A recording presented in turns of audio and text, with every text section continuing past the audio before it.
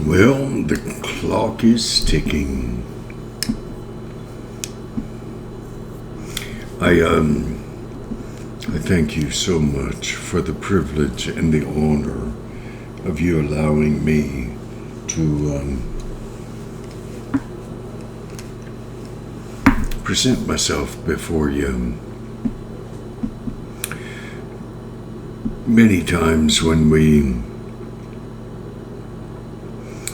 purpose in our heart to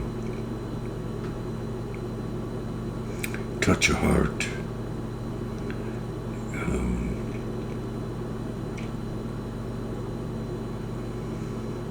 we forget to realize that for me to touch your heart, I have to put my heart out there.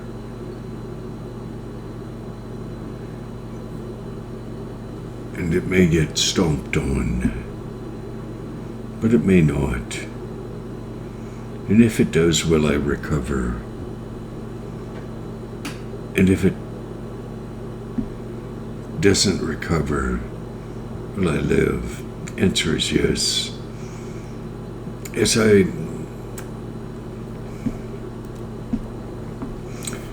start this video, it's the fifth one today. There, I am reminded, I am told, actually, I'm sorry, I'm told. I don't mind being told. I would rather be told than not know. There is a video, and it is called Justice. You may have to look at it, because I think we have 57 videos right now. If next month at this time we haven't broken 100, I will have failed. That's what I feel. The video called Justice is about a lady whose daughter was deaf and dumb. She was 11. I was 11. I started to work when I was 11 in the summer. In a little place called Wasaga Beach on Georgian Bay. And Helen herself was deaf. I didn't know that, but I learned that.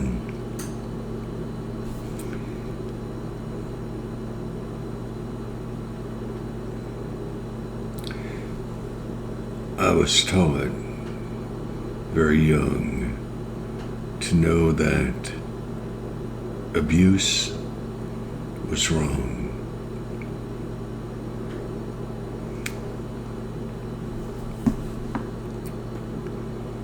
Today, my father stretched me a little more than I'm used to. I'm glad he did. He has posed the question for me, will you walk where I have called you to walk? And I answer, yes, I will. We tend to answer very quickly, too quickly, because our fervor, our desire, is to honor God. Please, please, do me a favor, and that little 11-year-old girl who was deaf and dumb. I did not know. I was 11. She was 11. I only knew that she was pretty.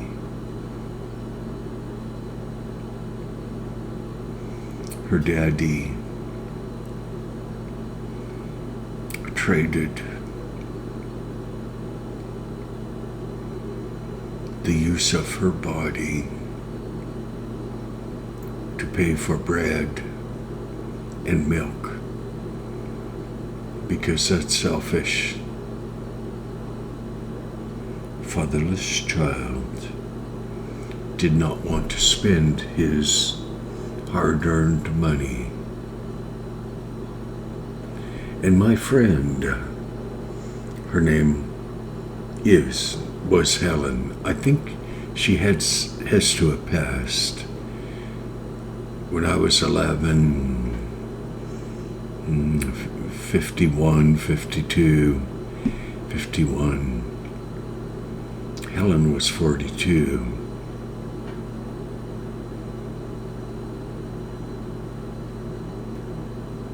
That was the beginning of God, my Father, teaching me to be anti-abuse.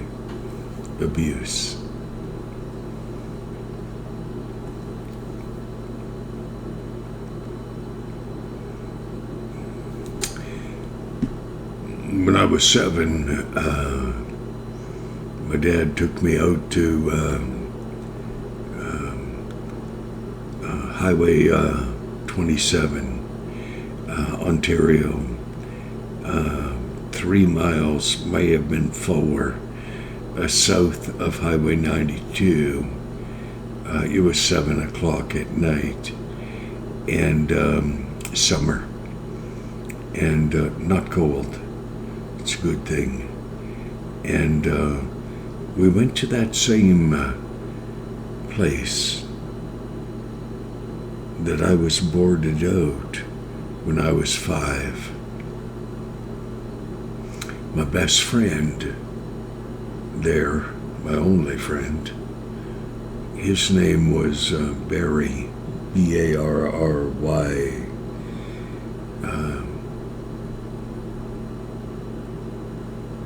Back in those days, we were not politically correct. We didn't know what political correctness was, so we just said that Barry was a mongoloid child. He was. But one thing that most people who never took time to talk to him did not realize was that Barry was a good kid. And somehow God taught him how to love unquestionably. Oh, jeez. I'm sorry, 5 videos, I'm tired. Without question, a 7-year-old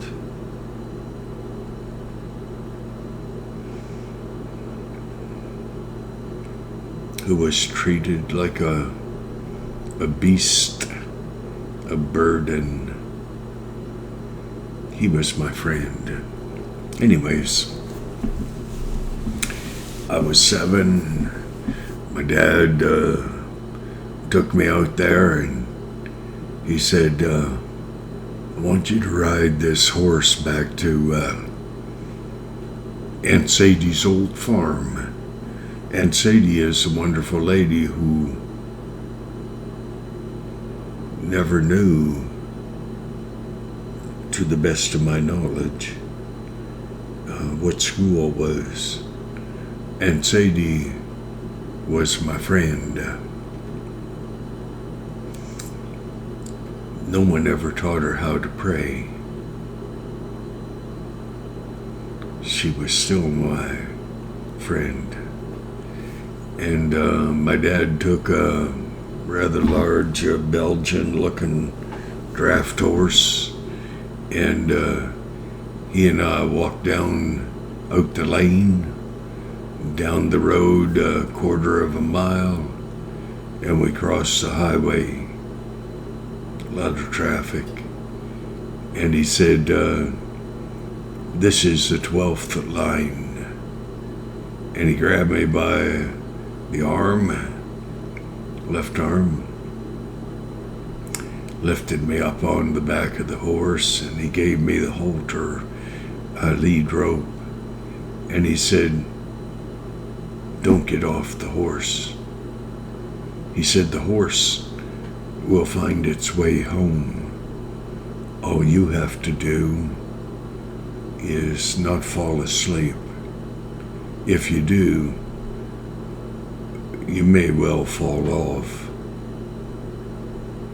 And he said, "Don't fall off."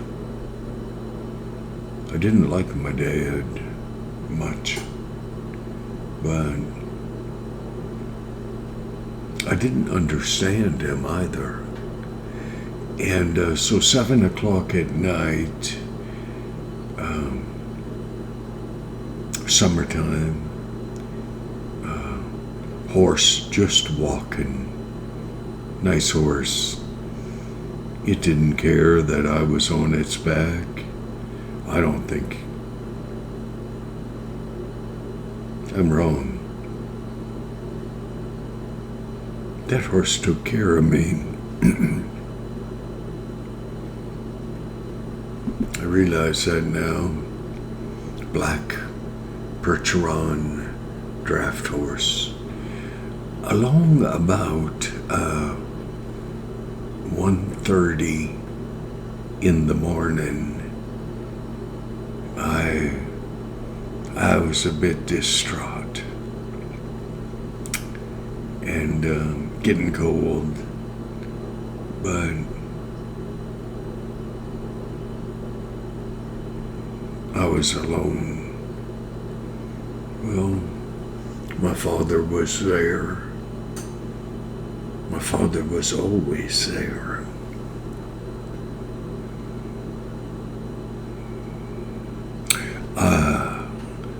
I saw in the distance the old horse just walked, thank God.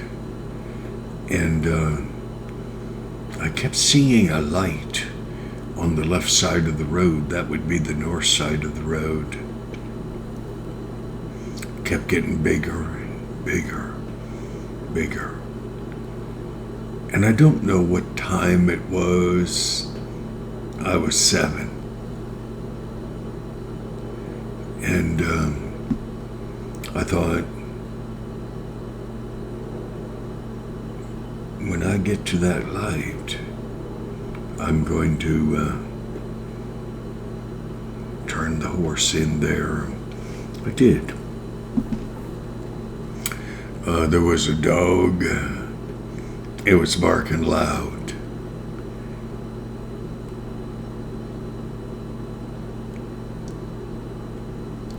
I don't know.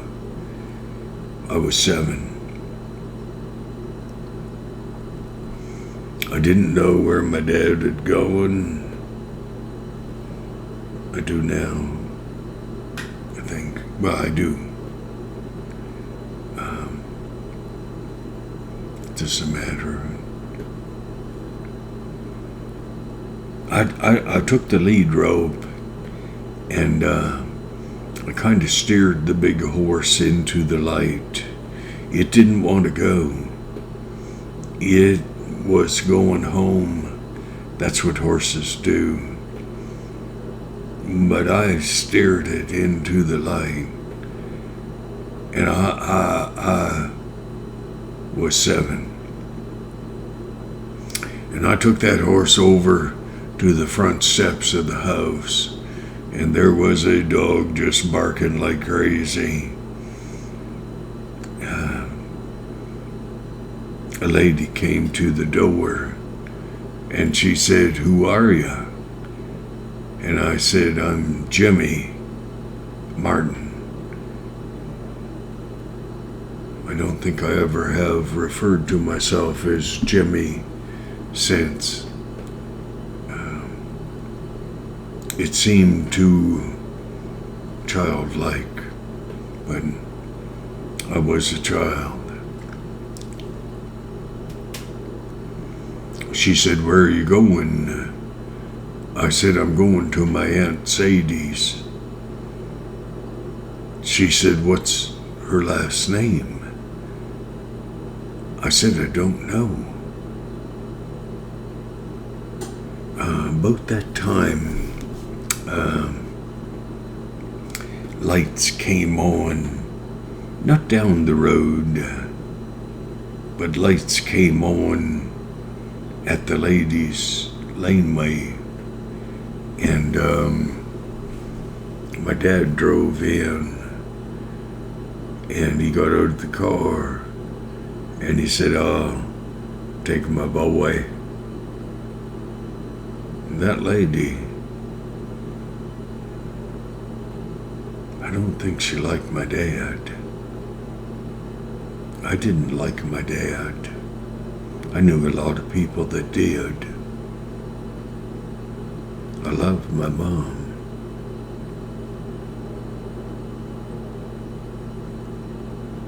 And he turned the car around and he brought the horse over, and I was on the horse, and he took me off, and I went around and I climbed in on the seat, and I fell asleep real quickly, and he held the lead rope, and he walked that horse. I don't know how many miles I'd made, probably 8 to 10, and I didn't know where I was going. Like, I knew where I was going, but I didn't know how to get there. It's very much like being an adult, and you lose sight of your immediate goal, and you don't know where you're going. You don't know how you're going to get there. You kind of have an idea of where you want to be, but you don't know. You don't understand. It's the way it is. And I went to sleep real quickly. My dad carried on leading that horse. 1:30 in the morning. I bet we had another 6 or 7 miles to go. I could be wrong. I know we had to go to the 12th line, and then we had to go south towards Georgian Bay, about 1.5 miles, and then that horse would have turned in to my Aunt Sadie's farm. One thing I've learned about horses is that they know how to find the way home. That means they're just a little smarter than you and I, because we don't always know how to find our way home. We may realize we're not there, we're not at home, but we don't know how to get there.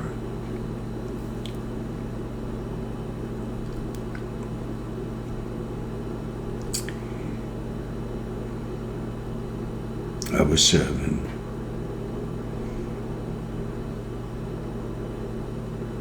I was being taught by God to trust Him.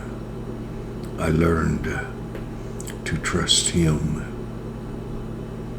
My dad, I don't know what he was trying to teach me. Don't think he ever liked me. Later in life, he got to like me a bit. And then, when he was getting ready to die, 67, he kind of got to the place where he would tell me he loved me, and I would tell him I loved him. I'm not sure that I did. I don't think I did. But I know the Lord's Prayer. Forgive us this day our trespasses as we forgive those who trespass against us. I didn't like him anyways. We got to my Aunt Sadie's farm. I don't know anything about that. I was sound asleep on the seat. I don't know anything about that.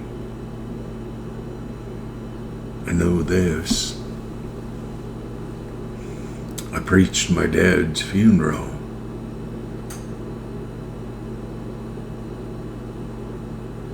I think I was almost 50, 47. I exercised a bit. I did 8 miles on the stationary fixed bike a night, 6 nights a week.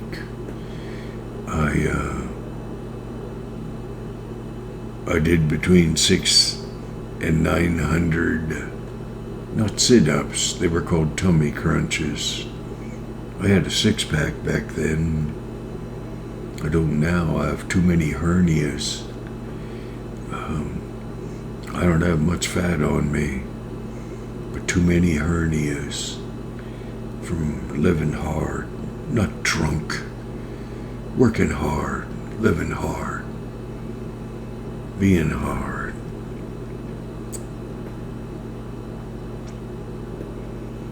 Not good.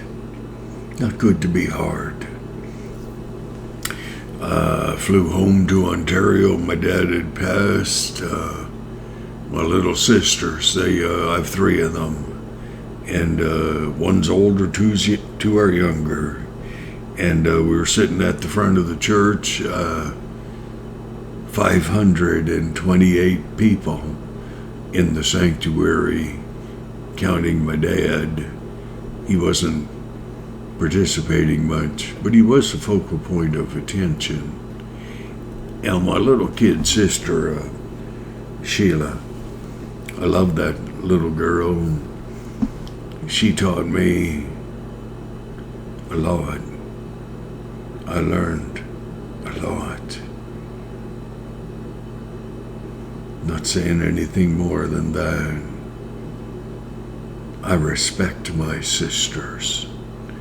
They are the most Christian women that I have ever met. And my little kid sister, she's so cute. She leaned over, kind of did this. She said, "You going first?" I said, "Where am I supposed to be going?" She said, "What?" I said, "What are you talking about?"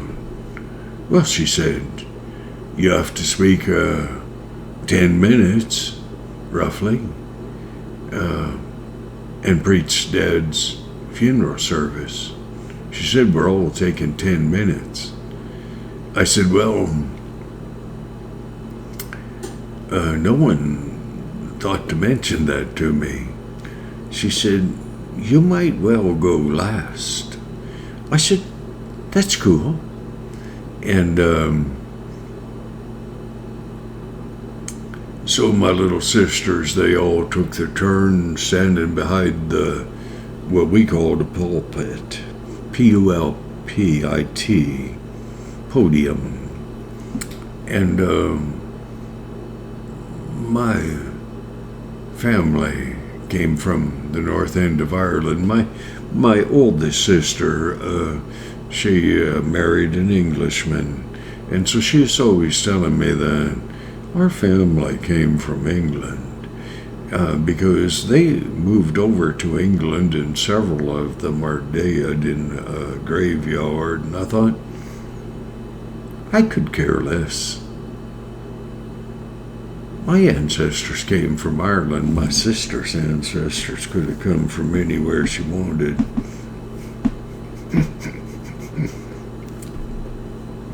I went back to Ireland.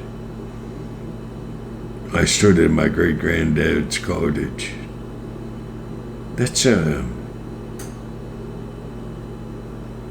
interesting video to watch. Ireland. I did 2 of them. Anyways, my uncle, his name was Sid Martin. Still is. He's dead. He's with God.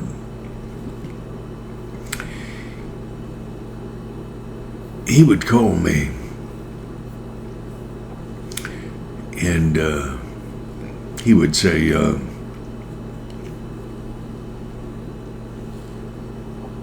could you ask God yes or no? I said, of course. He said, you want to tell me the question? He would say, no. I don't want you to know.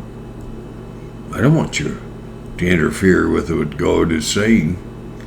And so I would say, Father, and he would say, yes, or he would say no. And my uncle would say, Uncle Sid, he'd say thank you.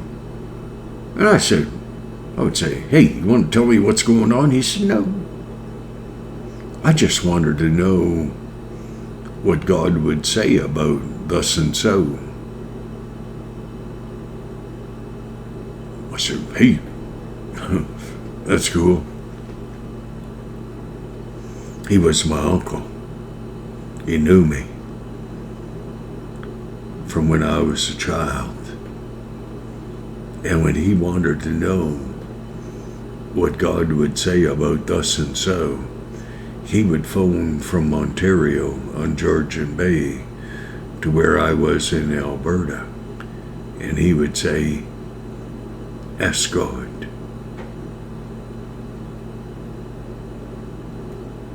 You think I'm bragging?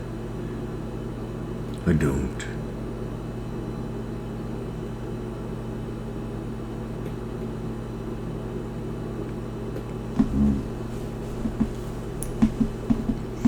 So my little kid sisters, they all preached my dad's funeral, and I said to the Lord, I said, don't have a clue.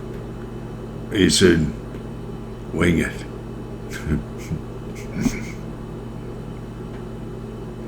That's what I do, children. I have a heart that's pretty big.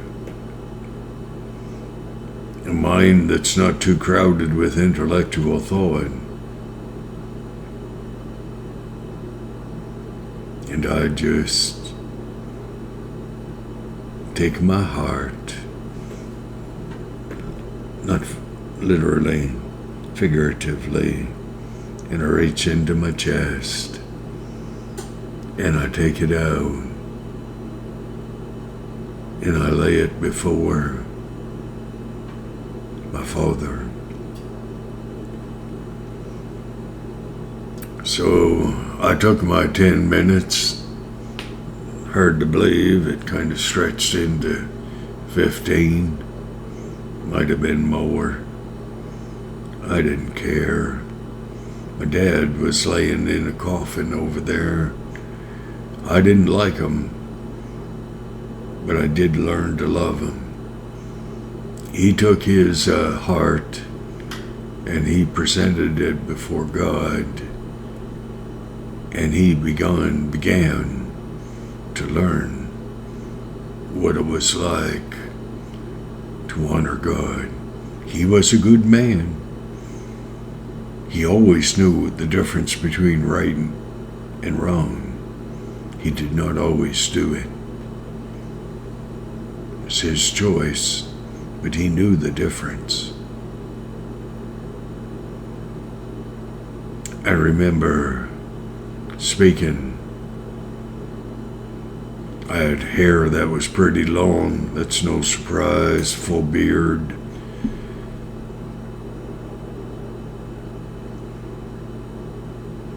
I preached my heart out. I told them the story about my dad, my son, and Big Scott. Big Scott Martin. We had ridden back into North Saskatchewan River, crossed a bridge over the river on horseback. Didn't like that, children. I thought the stupid horse was going to jump over the handrail. And we rode 2-3 days. We gathered up a camp, a hunt camp that belonged to a young man whose last name was Gray. Can't remember his first name.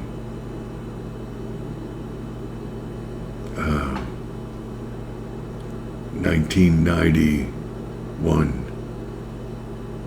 It's a while. And we were riding out of that camp.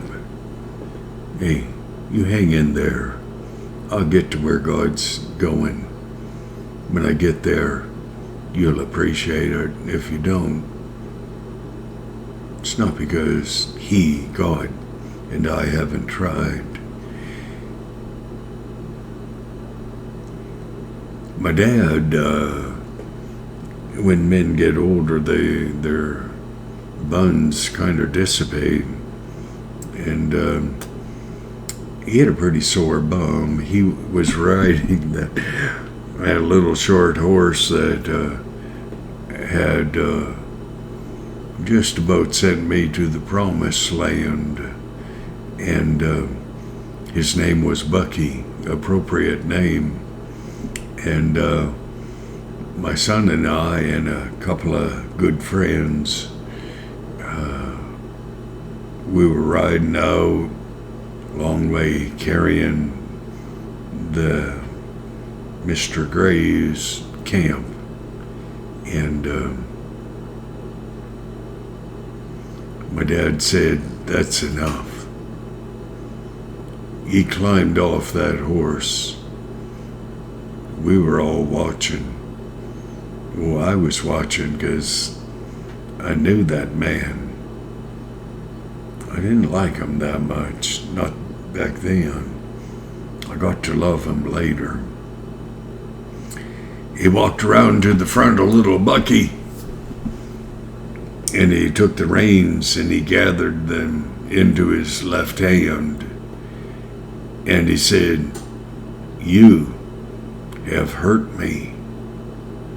Now, Bucky was a horse. He didn't have much for intellectual understanding. And my dad, he took his fist and he kind of positioned himself. And when he hit that horse on the nose, the horse nearly sat down on its arse on the ground. I tell you, I saw that man hit a horse one time, and the horse did sit down on its rear end, and it refused to get up. That horse would not get up, because that horse was not stupid, and I know that that horse knew it stood up, it'd get put back down on its buns. So my dad was not, shall we say, gentle. He became gentle. He died shortly after that, but he did improve. And little Bucky, a tribute to him, he didn't fall down, he didn't sit down, but he backed up some. And I looked at my son looked at me. I thought, I'm not telling my dad what to do. I won't humiliate him. I didn't want him to hit my horse. It's impolite. It's not necessary. A horse is a horse. And he said, my dad said, it's not quite enough. And he stepped back and he punched that horse again, and I don't think it improved Bucky at all, but my dad felt better. And so we rode on out of there.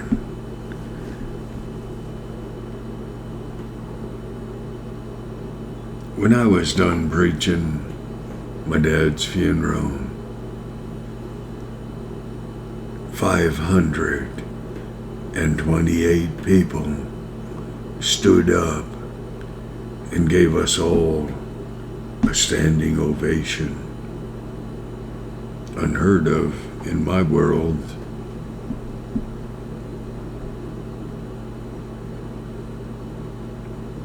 What do you want to be remembered as being? You want to be remembered as a person who chose to honor God, a person who was kind to animals,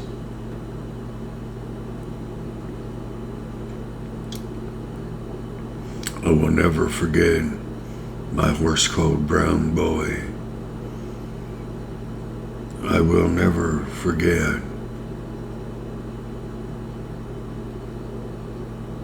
I won't even talk about it. It's not worth it. Children, be kind to animals. Remember that God loves you. He made them. He loves them.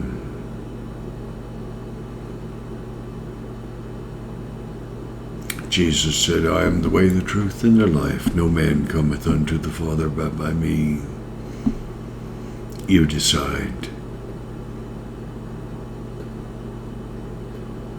You're going to live till you die. Little baby children. They say the strangest things, don't they? That woman